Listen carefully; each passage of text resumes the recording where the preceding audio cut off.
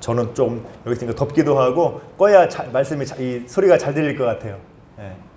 자, 오늘 우리 창세기 말씀 이제 사라가 죽고 아브라함이 이제 사라를 위해서 막벨라 굴을 구매하는 그런 내용을 담고 있습니다. 자, 우리가 백년 해로란 말을 하죠. 백년 해로. 백년 해로가 무슨 뜻입니까? 이제 뭐 보통 결혼식 때 옛날에 결혼식 때 주례하면은 검은 머리 팥뿌리가 되도록 백년해로 하십시오 막 그러잖아요. 그래 옛날에 많이 그랬지 않습니까? 그래서 백년해로는 이제 100년 동안 살라는 얘기죠. 100년 동안 오래오래 같이 부부로서 살면서 살라는 얘기인데, 이게 인터넷 사전을 찾아보니까 백년해로가 부부가 되어서 한평생 함께 사이좋게 지내고 즐겁게 늙어간다, 그런 뜻을 가지고 있답니다. 한평생 서로 사이좋게 지내면서 즐겁게 늙어간다. 해로, 그런 뜻이에요. 100년 동안 해로 이렇게 한다, 이런 뜻이라고 합니다. 자, 이렇게 이 100년 해로라는 말은 축복의 말이죠. 이렇게 우리 젊은 부부에게 주는 축복의 말이기도 하고, 부부가 누릴 수 있는 큰 행복 아닙니까? 100년 동안 오래 살면서 즐겁게 사는 것. 자, 그런데 오늘 본문에 아브라함과 사라가 바로 이런 100년 해로를 누렸죠. 오늘 말씀 보니까 사라가 몇 세에 죽습니까? 몇 살까지 살았습니까? 127세를 살았다는 것이죠. 사라가 127세를 살았다. 100년 해로 이상한 거예요. 이 당시에는 수명이 좀 길었죠. 옛날에 그 창세기 우리 앞부분에 보면은 그 에녹 이런 사람들 살 때는 막 무드셀라 몇 년 살았어요. 막 969세 무드셀라 이렇게 막 1000년 가까이 막 살았잖아요. 수명이, 우리 인간의 수명이. 그러다가 이제 노아 홍수 이후로 점점 줄면서 이제 120살이 한계가 되지 않았습니까? 지금은 이제 우리 인간의 수명의 한계가 한 120쯤 되는 거죠. 근데 이제 요 때는 이제 막 더 줄 때죠. 이제 이 홍수 지나고 이제 아브라함이 이제 고대에 살아갈 때는 아브라함이 175세까지 살았습니다. 그러니까 지금보다는 인간의 수명이 좀 더 길 때였어요. 그래서 아브라함은 175세를 살았고, 또 사라는 오늘 본문에 127세를 살고 죽었다는 것이죠. 그래서 둘 다 100년 해로 이상을 한 거예요. 고대 수명이 길 때 100년 넘게 아브라함과 사라가 이렇게 이제 부부로서 믿음의 삶을, 또 부부의 삶을 살았다는 것을 오늘 말씀을 통해 보여주고 있습니다. 자, 그런데 이제 사라가 먼저 죽죠. 오늘 말씀 보니까 사라가 127세니까 이제 아브라함은 137세쯤 됐겠죠. 그래서 이제 이렇게 사라가 먼저 죽게 돼요. 그러니까 오늘 2절에서 어떻게 합니까? 이제 사라가 헤브론 땅에서 죽음에 아브라함이 들어가서 사라를 위해서 슬퍼하며 애통했다, 이렇게 나오죠. 이렇게 100년 넘게, 지금보다 수명이 길고 결혼 생활이 길었던 거 아닙니까? 젊을 때 만나가지고 이 127세까지 이렇게 부부로 살았으니까 얼마나 이 같이 산 기간이 길어요. 그러니까 아브라함의 슬픔도 더 컸겠죠. 그렇게 오랫동안 함께했던 아내가 이제 먼저 죽게 돼서 아브라함이 들어가서 사라를 위해서 슬퍼하고 애통했다는 거죠. 이렇게 상실감이 컸을 건데, 이제 그렇게 슬퍼하며 애통하다가 이제 아브라함이 이제 할 일을 해야 되는 거죠. 무슨 일을 해야 됩니까? 그냥 울고 있을 수만은 없잖아요. 죽은 아내를 장례 지내야 되는 장례를 행해야 되지 않습니까? 죽은 자에 대해서 자기 아내를 위해서 이제 아내를 존경 또 예우를 위해서 장례를 해야 되는 거죠. 그래서 이제 그 아내를 장사 지낼 땅을 마련하고 장례 지낸 얘기가 바로 오늘 본문의 얘기입니다. 자, 그래서 오늘 말씀 보니까, 자, 이제 이 아브라함이, 아내가 이제 죽었어요. 장례를 지내야 되는데 아브라함과 사라는 어떤 삶을 살았습니까? 가나안 땅에 들어와서 하나님의 약속만 믿고 그 땅에서 하나님이 가라는 대로 여기저기 다니면서 살았죠. 그래서 아브라함과 사라는 땅이 없는 사람이에요. 땅이 없는 사람. 정해진 땅이 없고 정해진 거주지가 없고 땅을 한 번도 산 적이 없어요. 왜냐하면 이 하나님께서 이 땅을 후손에게 주리라 약속하셨고, 아브라함과 사라는 이제 히브리서 말씀을 보면은 영원한 하나님 나라를 본향으로 삼고 그 믿음으로 살았다는 것이죠. 땅에서는 나그네로 살았다. 그렇기 때문에 땅이 없어서 나오지 않습니까? 자, 이렇게 이 아브라함과 사라가 유목민으로서 여기저기 하나님의 인도 따라 다니는 유목민으로서 가축을 기르면서 한 곳에 머물지 않고 나그네로 또 그냥 잠깐 거주하는 자로 이렇게 살았기 때문에 아내가 죽었는데 아내 사라를 위해서 장사할 장지가 없는 거예요. 자, 그래서 이제 이 아브라함이 어떻게 합니까? 그곳 사람들에게 아내를 장사 지낼 땅을 구하러 나가는 거죠. 오늘 말씀을 보면은. 자, 그래서 이제 이 헷족 속에게 나가서 이제 땅을 구하는 겁니다. 매장을, 소유지를 구하는 건데, 이 아브라함이 자신을 어떻게 소개합니까? 4절 보면은 나는 당신들 중에 나그네요, 거류하는 자다, 이렇게 말하죠. 나는 당신들 중에 나그네다. 나는 땅도 없고 이제 그냥 하나님의 약속만 믿고 하나님이 가라는 대로 가고 하면서 유목하는 유목민이고 나그네다. 그리고 거류하는 자다. 그냥 이렇게 외국인으로서 잠시 머물러 사는 사람, 거류민. 그 땅 국민이 아니라 그 땅의 거류민이라는 거예요. 그래서 이렇게 자신을 그렇게 소개합니다. 자신의 상황을 표현한 말이죠.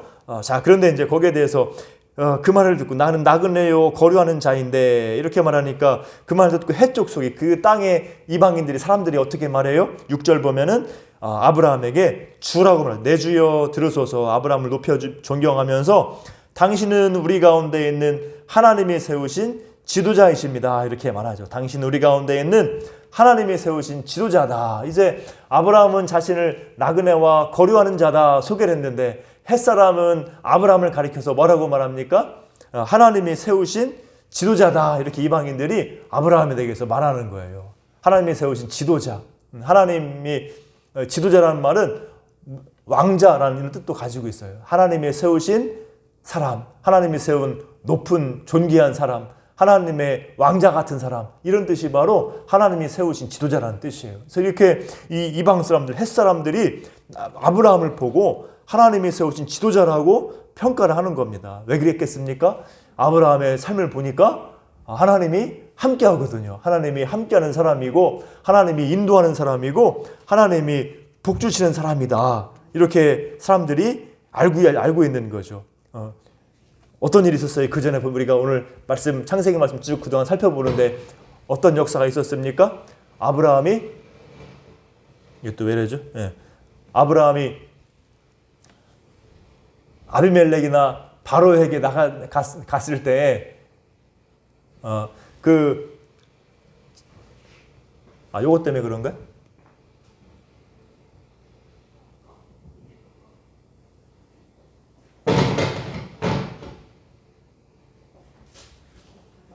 끄는 게 없을걸? 끄는 게 없나?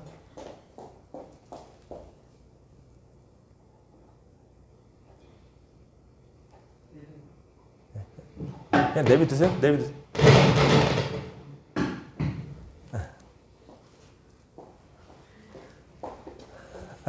예, 이 마이크를 한번 손봐야 되겠네.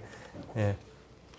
자, 아브라함이 애굽에 내려갔을 때도 그렇고, 저 블레셋 사람에게 내려갔을 때도 그렇고, 바로나 아비멜렉에게 자기 아내를 누이라고 속이잖아요. 그래서 아내를 빼앗기지 않습니까? 자, 그때마다 하나님이 어떻게 하세요?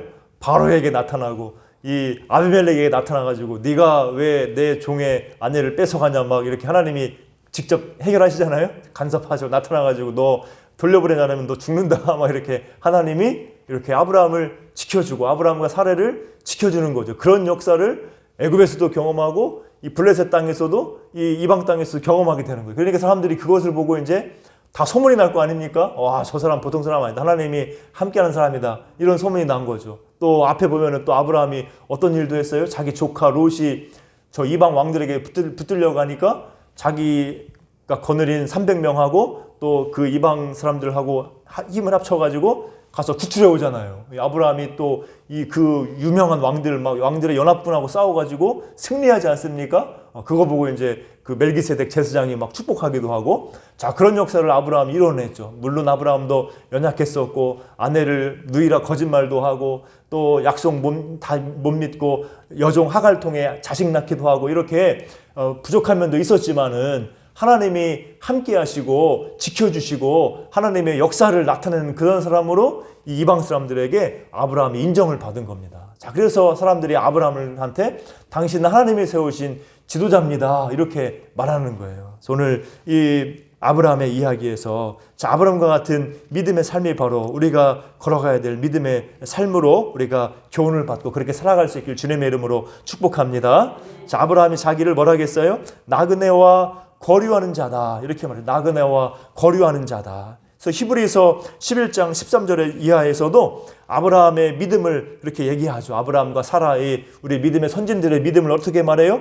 이들은 다 믿음을 따라 죽었으며 약속을 받지 못하였으되 그것들을 멀리서 보고 환영하며 또 땅에서는 외국인과 나그네임을 증언하였으니 그들이 이같이 말하는 것은 자기들이 본향 찾는 자임을 나타냄이라. 히브리서 11장에서도 아브라함과 사라가 이렇게 하나님의 약속을 바라보았다는 거죠. 약속이 이루어지지 않았지만은 앞으로 400년 뒤에 이루어질 그 약속을 바라보고 믿음으로 그 땅에 살아갔다는 겁니다. 그러면서도 나그네로서 또 외국인으로서 살아갔는데 그것은 그들이 약속을 바라보고 또 하나님 계신 본향을 바라보고 살았기 때문이다. 이렇게 히브리서에서도 이들의 나그네 삶을 얘기하고 있어요. 이들이 하나님의 약속을 붙들고 하나님의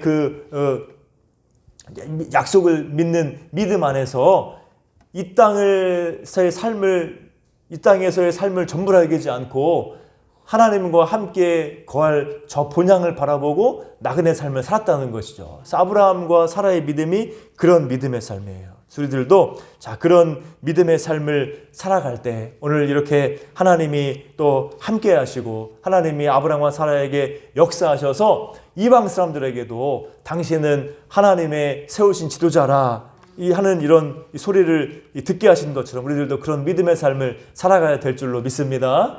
그래서 이렇게 우리가 걸어가야 될 삶, 이런 삶이에요. 우리가 믿음을 가지고 하나님 바라보면서 본향 바라보면서 우리가 나그네로서 믿음으로 살아가는 것, 그 믿음으로 살아감을 통해서 우리의 삶 가운데 하나님이 함께 하시고 하나님이 도와주시고 하나님이 역사하시는 것이 나타나서 우리가 하나님께 인정받고 사람에게도 인정받고 존경받는 그런 믿음의 삶을 우리가 살아가야 될 줄로 믿습니다. 우리가 그런 믿음의 삶을 추구하는 거예요. 그것을 위해서 기도하고 우리가 믿음으로 살아가는 겁니다. 그래서 나그네의 삶은 뭐예요? 이 땅이 전부라고 생각하지 않는 거죠. 이 아브라함과 사라도 이 땅을 하나님이 가나안 땅을 약속 자손에게 주셨지만은 자, 이 땅에서 살아가는 건 여기 머물러 살아가는 것이 전부라 생각하지 않았죠. 이 하나님이 약속의 땅을 바라보고 살아가면서 이제 하나님의 뜻을 따라 걸어가고 어디 가든지 하나님께 예배하며 걸어가고 이제 자기들이 가야 될 곳은 이 땅이 전부가 아니라 하나님께 가야 될 날이 있다는 것을 믿고 걸어간 것이죠. 그래서 이 땅이 전부라고 생각하지 않고 살아가는 게 나그네 삶이에요. 그래서 이 땅이 전부가 아니고 이 땅에서 뭔가 얻고 이 땅에서 뭔가 세우고 이 땅에서 형통하려고 잘 먹고 잘 살려고 하는 것에만 마음 쓰는 것이 아니라 이 땅을 살아가지만은 저 주님 앞에 갈 날 바라보면서 주님 계신 본향 바라보면서 믿음으로 살아가는 것, 어디서나 주님을 예배하고 섬기고 주님 기쁘시게 하며 살아가는 것, 이게 바로 나그네 삶, 믿음의 삶인 줄로 믿습니다. 그래서 우리가 그런 믿음의 삶을 살아가는 거예요. 그럴 때 우리가 하나님께 인정받고 하나님을 기쁘시게 하고 세상 사람들에게도 하나님의 함께함이 나타나서 세상 사람들에게 당신은 하나님의 백성입니다, 이렇게 인정받고 존경받을 수가 있는 겁니다. 우리의 믿음의 조상들이, 선배들이 그랬고 우리 한국교회 초대교회 우리 믿음의 선배들이 그랬어요. 믿음으로 살면서 이 일제시대 6.25 때 우리 근대화 시기를 거치면서 우리 믿음의 선배들이 그런 믿음으로 살았기 때문에 세상에서도 인정받고 존경받고 교회가 세상에 빛이 될 수가 있었던 겁니다. 우리가 그런 믿음을, 그런 교회를 회복해 가야 될 줄로 믿습니다. 예. 우리 성경 보면은 노아 나오잖아요. 노아. 이 마지막 때 우리가 따라가야 될 좋은 모델이 노아예요. 노아도 심판을 앞두고 하나님이 이제 이 마지막 하나님께서 이 홍수로 심판할 것을 말씀해 주시고 심판을 앞두고 이제 이 땅에 미련 두지 않고 그 하나님의 심판을 예비한 그 안에서 하나님의 그 심판 앞에 믿음으로 준비하는 그런 삶을 살아갔잖아요. 그 악한 세상 가운데서도 세상 따라가지 않고 하나님의 말씀만 붙들고 따라가고 하나님의 심판을 바라보면서 믿음으로 준비하는 삶을 살아간 거죠. 그게 바로 노아의 삶이죠. 그런 삶이 바로 나그네 삶이에요. 이 땅이 전부라 여기지 않고 하나님의 약속을 바라보고 하나님의 심판을 바라보고 하나님의 구원을 바라보고 세상 따라가지 않고 말씀으로 살아가는 것, 믿음으로 살아가는 것, 고난이 와도 믿음으로 걸어가는 것, 그 노아와 같은 삶이 바로 나그네 삶인 줄로 믿습니다. 지금 이 마지막 때죠. 하나님의 심판, 주님의 재림을 우리가 앞두고 있는 그런 시대에 우리가 살아가고 있어요. 우리가 이런 시대 가운데 더더욱 아브라함 같이 노아와 같이 그런 나그네 믿음의 삶을 우리가 살아가야 될 줄로 믿습니다. 우리 신앙의 선배 중에 유한양행을 설립한 유일한 박사가 있어요. 유일한 박사. 들어보셨죠? 유일한 박사. 옛날에 저도 어렸을 때 많이 들었고 이제 여러분들은 더 많이 아마 보고 했을 건데 유한양행 설립한 유일한 박사. 유한양행 아시죠? 안티프라민 어디서 만들었습니까? 유한양행. 이 안티프라민 만든 사람 만든 회사가 유한양행인데 이 유한양행이 바로 설립한 사람이 유일한 박사예요. 자기 그 사람 이름이 유일한 박사. 그래서 이분은 이 아버지가 일제 초기에 지금부터 한 막 100년 전이죠. 그 옛날에 우리나라가 일제 막 넘어갈 때 그 어려운 시기에 이 아버지가 자기 재산을 막 이렇게 털어가지고 유일한 박사가 9살 때 어린 아들을 미국에 유학을 보냅니다.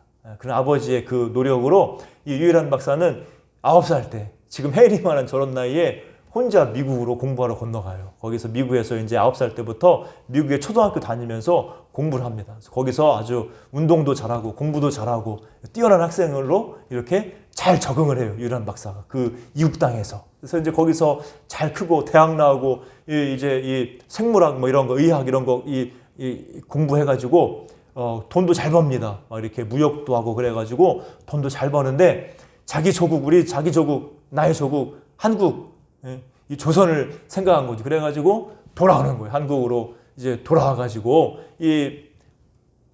우리 한국민들을 조선 사람들을 어떻게 잘 살게 할까 생각하고 회사도 만들고 그러면서 이제 사람들이 아프고 병들고 막 일찍 죽잖아요. 그러니까 그게 안타까우니까 이 제약 회사를 차린 거예요. 그래가지고 약을 만들어서 싼 값에 국민들이 막 할 수 있게 공급해주고 막 그런 게 바로 이분이 한 일이에요. 그래가지고 뭐 안티프라민 이런 거, 뭐 치약 같은 거 이런 게 다 이런 데서 이런 분들이 한 겁니다. 그래서 이렇게 이 국민을 위해서 이렇게 애쓰며 살아간 거예요. 그래서 이분은 이렇게 이 자기의 이 학벌과 능력 가지고 굉장히 그 당시에 엘리트 아니야, 엘리트? 옛날에 우리나라 일제시대 6.25 거치고 막 이 60년대, 70년대 이 정말 이 엘리트고 뭐 학벌과 능력과 이 부를 다 가진 사람인데 그거를 자기만 위해 쓰지 않고 자기 자손만 위해 쓰지 않고 나라를 위해 국민을 위해 쓰는 분이 바로 이분이에요. 그래서 이 자기 학벌과 능력 가지고 자기 재산 가지고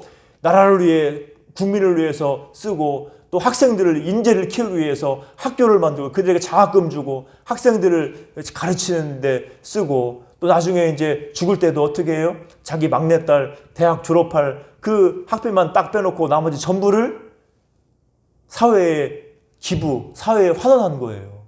그래서 자기는 한 푼도 자신들에 남기지 않고 그렇게 이 땅을 위해 살아간 사람이 유일한 박사라는 분입니다. 믿음의 사람이에요. 그래서 이분같이 이 세상에서 자기 욕심 채우고 또 다 누리고 이렇게 이 자기 야망 위해서만 사는 것이 아니라 자기가 가진 것으로 하나님 영광 위해서 이웃을 사랑하고 위해서 나라를 위해서 베풀고 사용하며 살아가는 것, 그것이 바로 우리가 나그네 삶을 살아가는 것인 줄로 믿습니다. 이 땅에서 자기 욕심대로만 누리고 사는 것이 아니라 자기 것 가지고 이제 하나님 영광 위해서 이웃 위해 살아가는 것, 이 땅을 전부라 여기지 않고 하나님 뜻을 이루기 위해서 살아가는 것, 이 땅 세상 사람들의 가치관과 생각대로 욕심대로 걸어가지 않고 하나님의 영광과 이웃을 위해서 그 말씀대로 걸어가는 것, 그것이 바로 이 땅에서의 나그네 삶인 줄로 믿습니다. 그래서 우리가 이런 믿음의 삶을 살아갈 때 우리가 믿음으로 주님을 기쁘시게 하고 은혜 가운데 살아갈 수 있는 것이고, 이런 믿음으로 살아갈 때 우리 한국 교회가 다시 옛날같이 은혜를 능력을 회복할 줄로 믿습니다. 예, 지금 이렇게 우리 한국교회 성도들이 교회가 세상에서 좀 지탄받잖아요. 지금 많이 세상에서 우리가 이 빛을 잃었다고 소리 듣지 않습니까? 이럴 때 우리가 이런 나그네 믿음의 삶을 우리가 회복해야 될 줄로 믿습니다. 이 세상에서 우리가 욕심대로 살면서 이 세상 전부를 여기고 사는 것이 아니라 이 세상 가치관과 세상 사람들 그런 생각대로 풍조대로 살아가는 것이 아니라 우리가 믿음으로 하나님을 기쁘시게 하면서 또 우리 이웃을 사랑하는 삶을 우리가 살아감을 통해서 나그네 삶을 믿음의 삶을 살아감을 통해서 우리가 주님의 은혜 가운데 걸어가고 아브라함같이 하나님이 함께하는 사람으로 능력 가운데 살아가고 세상 사람들에게도 존경받고 인정받는 삶을 살아가고 그런 우리의 삶을 통해서 한국교회가 다시 세상 가운데 빛을 회복할 수 있기를 주님의 이름으로 축복합니다. 자, 오늘 이제 말씀에서는 이제 이 아브라함이 이렇게 이제 자기를 나그네요, 거류하는 자다 이렇게 소개하면서 이제 이 이방 사람들에게 헷 사람에게서 땅을 살려고 하는 거예요. 땅을 매입하려고. 자기 아내를 위해서 이제 땅을 사는 겁니다. 그래서 4절 보면은 내게 매장을 소유지를 달라 이렇게 이제 말하죠. 그러니까 이제 6절 보면은 그 이방 사람들이 어떻게 말합니까? 우리 묘실 중에서 좋은 것을 택하여서 당신의 죽은 자를 장사하소서. 이렇게 이방 사람들이 말하죠. 뭐 살 필요 없습니다. 우리 땅을 살 필요 없이 당신이 좋아하는 아무데나 우리 햇사람들의 묘실이 많이 있습니다. 당신이 원하는 곳에 장사하십시오. 이렇게 햇사람들이 이방 사람들이 아브라함을 존경해서 그냥 마음대로 쓰라는 것이죠. 굳이 뭐 땅 살려고 하지 말고 이 아무데나 당신이 원하는 대로 이 땅 사람들의 만들어 놓은 묘실 중에 하나를 당신이 사용하십시오. 이렇게 말하는 거죠. 자, 그런데 그 말을 듣지 않고 아브라함이 계속해서 오늘 본문에서 말하는 건 뭡니까? 땅을 팔으라는 거죠. 땅을 팔아라. 내가 저 막벨라 굴을 내 아내를 위해서 이 묘실로 삼고 싶다. 막벨라 굴을 묘로 삼고 싶은데 막벨라 굴이 있는 밭을 나한테 팔으라는 것이요. 에그론이라는 사람의 밭인데 이 막벨라 굴과 그 주변 밭을 자신에게 팔라는 거죠. 그러니까 오늘 11절 보니까 그 에브론이 뭐라고 말해요? 내가 그러면은 밭을 당신에게 드립니다. 그냥 줄 테니까 가지라고 말하는 거죠. 이 아브라함이 이제 계속해서 땅을 산다고 하니까 그 밭주인, 이방 사람, 헷 사람의 밭주인 에그론이 그러면은 이 땅을 그냥 가지십시오. 그 막벨라 굴과 밭을 그냥 준다고 하는 것이죠. 그래서 이제 정말로 주려고 했던 것인지 아니면은 이 땅을 그냥 팔겠다는 것을 돌려 말한 것인지 알 수는 없습니다. 근데 오늘 말씀에서 11절에서 그러면 당신이 이걸 사용해라 이렇게 말하는데 그 말에도 불구하고 아브라함이 어떻게 해요? 굳이 살려고 하는 거예요. 굳이 살려고. 왜냐하면 이 땅을 이제 돈 주고 사서 이제 영구히 자기와 자기 후손들이 묻힐 묘실로 만들기 위해서 아브라함은 그냥 마음대로 써라 가져라는 말 듣지 않고 합법적으로 돈을 주고 살려고 하는 겁니다. 또 이제 돈 주고 살 뿐만 아니라 또 어떻게 해요? 절차를 밟죠. 성문에 18절 보면은 성문에 들어온 모든 핵족속이 보는 데서 아브라함의 소유로 확정됐다. 은 400세겔을 주고 정식으로 막벨라 굴과 묘실과 밭을 사고 그 성 사람들, 이방 사람들이 모인 성문에 들어오는 모든 사람들이 보는 데서 아브라함의 땅이다. 이 막벨라 굴과 그 밭은 아브라함의 땅이라고 정확히 합법적으로 확정을 짓는 걸 볼 수 있습니다. 그래서 이렇게 아브라함이 이제 가나안 땅에서 처음으로 자기 땅을 소유하게 된 것이 오늘 막벨라 굴을 산 사건이에요. 이런 의미가 있죠. 하나님께서 가나안 땅을 이제 너의 후손에게 주리라. 이제 400년 뒤에 너의 후손이 차지하게 될 거다. 약속을 주셨는데 그 땅을 이 아브라함 생존에 그 땅의 일부를 이 아브라함이 처음으로 돈 주고 사서 합법적으로 획득하게 된 거예요. 이게 바로 이제 오늘 이 사건입니다. 자, 오늘 이 아브라함이 굳이 이렇게 돈을 주고 산 이유는 뭐예요?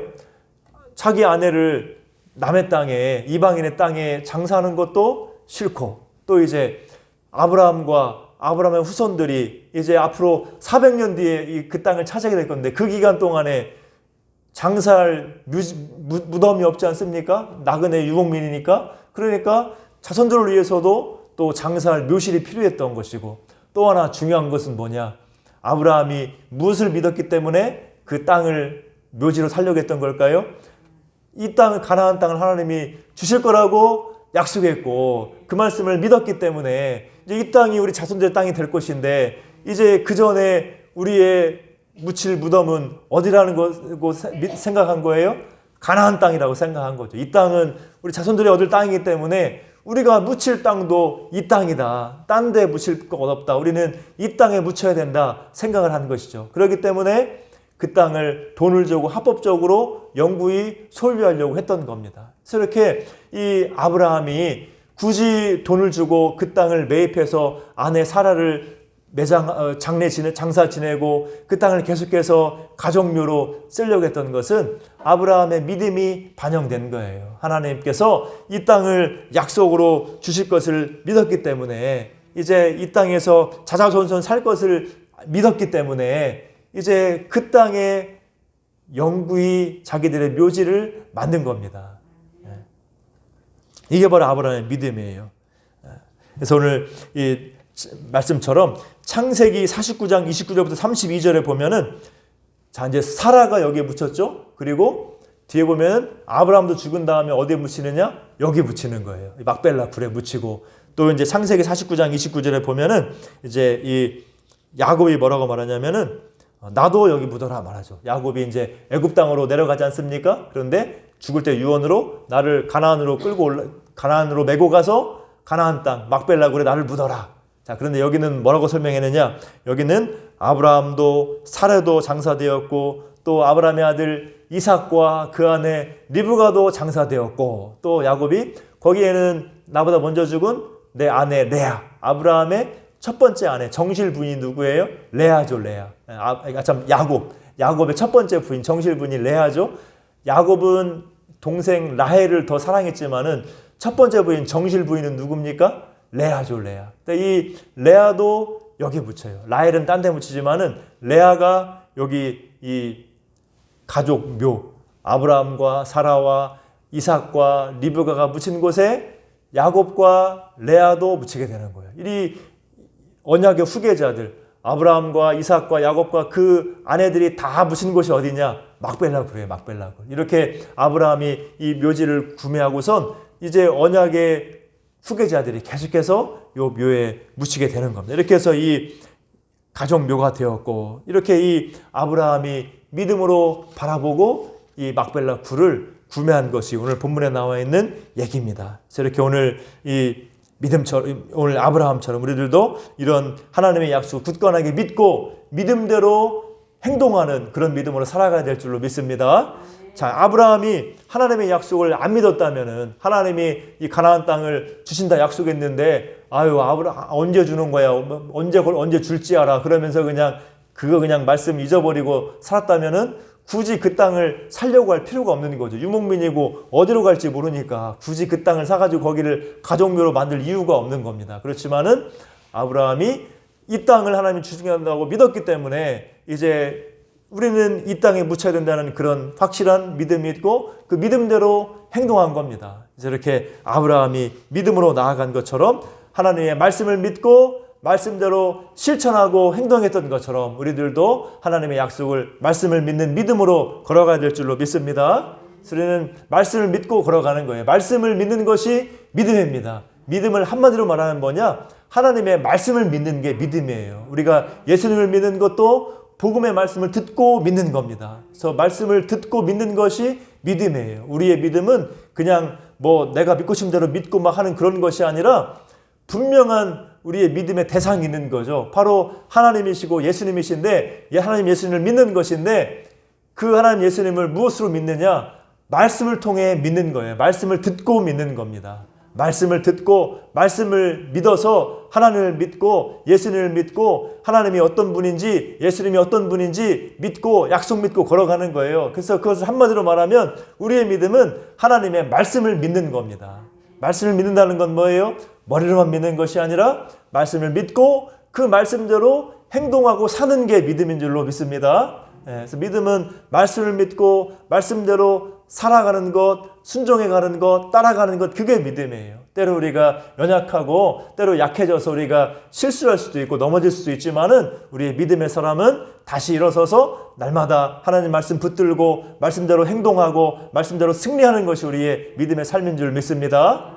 그래서 우리는 이렇게 아브라함이 약속의 말씀 붙들고 무덤을 샀잖아요. 적극적으로 무덤을 산 것처럼 우리들도 말씀대로 믿음대로 행동해야 될 줄로 믿고 그렇게 축복합니다. 그렇게 살길 축복합니다. 어떤 이 예화가 있죠. 어떤 소녀가 그 믿음이 가장 좋은 소녀의 예화가 있어요. 어떤 지역에 비가 오지 않아 가지고 그 도시 사람들이 동네 사람들이 다 모여 가지고 기도를 합니다. 기도. 하나님께 기도하는 거예요. 우리가 비가 오지 않습니다. 비를 내리게 해달라고 간절히 이제 기도하기로 모이는 겁니다. 그래가지고 온 동네 사람들이 다 같이 이제 하나님께서 비를 내려주십시오. 기도를 들어주실 줄 믿습니다. 이렇게 이제 기도하려고 모였어요. 자, 그냥 다 모였는데 그 중에 한 소녀가 무엇을 들고 왔다는 겁니까? 네, 우산을 들고 왔다는 거죠. 우산을 들고 왔어요. 왜 우산을 들고 왔을까요? 그렇죠. 그 소녀는 믿음이요. 믿은 거예요. 순수한 믿음이죠. 우리가 비를 내려달라고 기도하러 모이는 건데 비를 내려달라고 기도하면 하나님이 비를 내려주실 건데 그러면 우산 써야 되지 않느냐. 그러니까 이 소녀는 우산을 들고 나온 겁니다. 이 순수한 믿음, 바로 이런 믿음이 우리가 따라가야 될 믿음인 줄로 믿습니다. 하나님의 말씀을 듣고 믿고 그 말씀대로 이루어질 것을 믿고 우리가 실천하고 행동하는 것, 그게 바로 믿음이라는 거예요.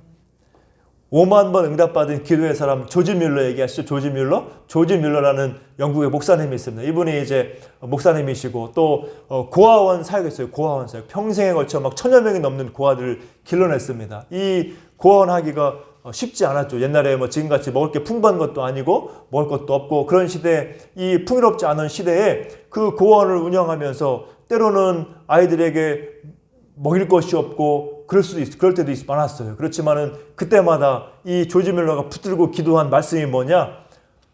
하나님은 고아의 아버지시다. 이 말씀. 하나님은 과부의 재판장이시며 고아의 아버지시다. 이 시편 말씀을 붙들고 이 조지 뮬러가 기도했다고 하죠. 하나님이 고아의 아버지신데 내가 이 사람 얘들 기르는 게 아니라 하나님이 고아의 아버지시다. 하나님이 이 아이들을 붙들고 길러주신다. 이 믿음 가지고 기도해요. 그러니까 어떤 때는 막 어떤 역사가 나타나면은 정말 먹을 게 없어가지고 이제 아이들을 쭉 식탁에 앉힙니다. 먹을 건 없어요. 그래서 일단 아이들을 다 식탁에 앉히고 기도하는 거예요. 하나님께서 고아의 아버지시며 하면서 기도하는 거죠. 자, 그때 어떤 일이 벌어졌다고 그래요? 실제 있었던 그 예화 중에 있는 얘기죠.